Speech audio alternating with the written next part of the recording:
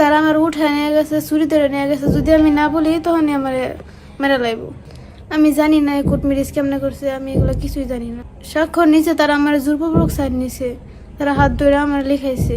তারা যে আমার এত ভয় দেয়া নিয়ে গেছে, আমার সাথে এতগুলো করছে, আমার বাবার বুকে পিস্তল ঠেকাইছে, এগুলোর বিচার আমি চাই। তারা আমার ধরে নিয়ে প্রথমে তার বন্ধুর বাসায় রাখছে, সুমিতার বাসায় রাখছে। পরে সুমিতার বাসা থেকে আমার নিচে রাত্রে মাগরিবের দিকে একটা রিসোর্টে, পরে রিসোর্ট থেকে রাতের 10টার দিকে আরেকটা রেস্টুরেন্টে নিয়ে আইছি।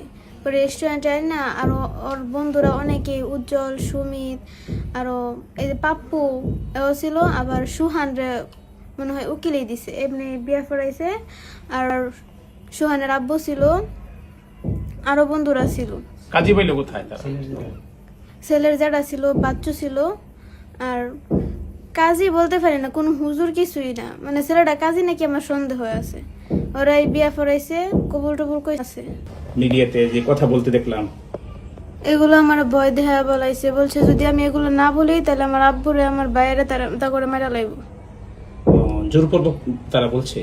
তা করে সেফরা লাগে আমি কথাগুলো বলছি।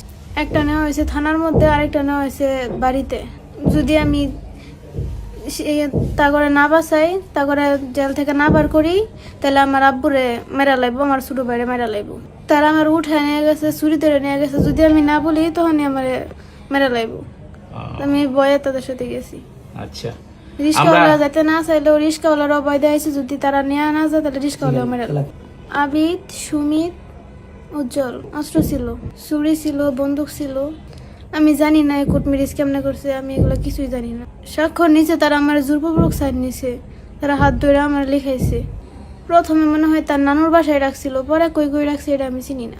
আমি তারপর বিচার চাই, আমি সবার কাছে বিচার চাই। না, তারা আমার মারে নাই, তবে তারা যে আমার এত ভয় দেয়া নিয়ে গেছে, আমার সাথে এতগুলো করছে, আমার বাবার বুকে পিস্তল